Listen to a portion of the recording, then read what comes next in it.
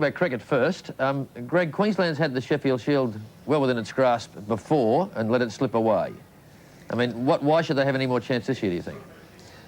Well, I guess law of averages says we've got to get close there sooner or later, George. I think 4 finals in the last 5 years we've been involved with.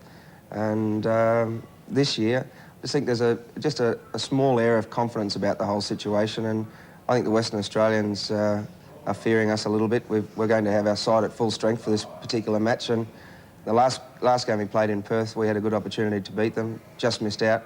This time we'll certainly do it. Ian, do you think they got you in the side in the first place to help push them over the line? I'd like to think so, yeah. How do you think they'll go? I mean, you've watched the team from the Oval itself and you've seen their bad luck in the past. Yeah, there seems to be a lot of talk. I think most of the talk seems to be the Queensland public and the Queensland media about how the team have never got over this final hurdle.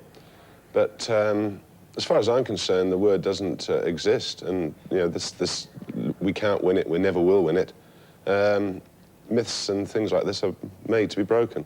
Queenslanders are a pretty parochial bunch, speaking as an ex-Queenslander myself. I mean, have they accepted you as a Queenslander as such? I think I've got all the qualifications. What are they? Or shouldn't we go into that? Well, I'm a little bit crazy. Yeah, that's true. You do have to be a bit crazy. It's the sun, actually, that It's the sun that fries your brain. Yeah, Greg, do you think that Ian could be the difference between the two sides? Well, certainly Ian's going to play a big part in the match. His all-round capacity is a help to any cricket team. But it's got to be a total team effort, George. Everyone has got to do their little bit. If we do that, I feel confident that we're going to come out on top. Right. Well, we're all looking forward to the game. Do you think, though, that the final is a little late in the season, a point in time where people are beginning to lose a little interest in cricket? Do you think that's wise? Well, it's obviously been a long summer with the big international program they've had this year.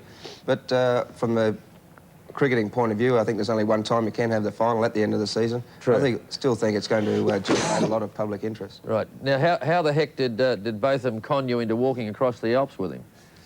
Well, I don't think it was so much of a con, George, as an invitation, really. I've had a little bit to do here in Brisbane with the Royal Children's Hospital, some of the kids down there in the leukaemia ward. Right. Just through conversation with Ian over the summer, he said, look, if you want to do something positive to help these children, why not join me on the walk? And I really jumped at the opportunity. Yeah, I don't think anybody would disagree with the whole idea, but you've done it before, Ian. I mean, backing up for a second go is pretty courageous.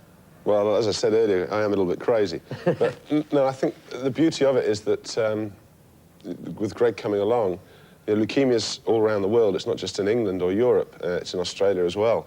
And with the interest that Greg's generated over here, I can see us making probably a third as much money as we originally planned. How much did you make last time, Ian?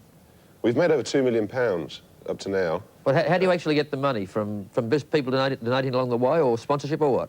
Yeah, well, we had it last time. We had people collecting on the road. We had people walking into post offices and making donations into banks, phoning it through, all sorts. You know, really, there's many ways. I think Greg actually, there's the bank up here, isn't there? The National Australia Bank here, people can donate, or directly through the Queensland Cancer Fund. Right. There's a couple of radio stations as well in Brisbane through which people can donate, so it's all going very, very well. Yeah, I was doing a little bit of arithmetic on the distance and the time. If you're going to do, what, 700 or 800 kilometres in 20 days, that's about 40 kilometres a day. I mean, that's no slouch, is it? Well, it varies all the way through the walk. You know, some days, I think the average is actually just a little bit less than that, about 37. But we have days where we get, for instance, one day when we cross the Rhone, I think it's just a 10-kilometre day. Yeah. But we have got to spend the rest of the afternoon with the French Foreign Legion. Right. So, yeah, the short days have their drawbacks as well. True. The last day is 52 kilometres. Yeah, 52 kilometres. Well, you'll be pretty fit by the end of it, or the opposite. All day. Ian, just before we go, you've upset Bridget Bardo with the use of the elephants, but you tell us that that's not necessarily cruel. Well, I think actually Bridget ought to do her homework before she comes diving in with all these great statements, because the elephants aren't walking the whole way. They're not being used as they were 2,000 years ago, to quote her. We don't intend to invade Turin or to take the Romans on. All we're actually doing, the elephants will actually be used in turn. There's 3 of them. They're just there really to front the walk and to give it advertising. But the majority of the time they'll be sat in the back of a wagon and be taken from from A to B in the back of a wagon being fed. Right, Whereas, unfortunately, we've got to walk. Yes, yes, you do. Ian, thanks very much for that. And Greg, thanks very much to you as well. And I don't think there's any doubt in anybody's mind it's a heck of a good cause. Thanks very much, George.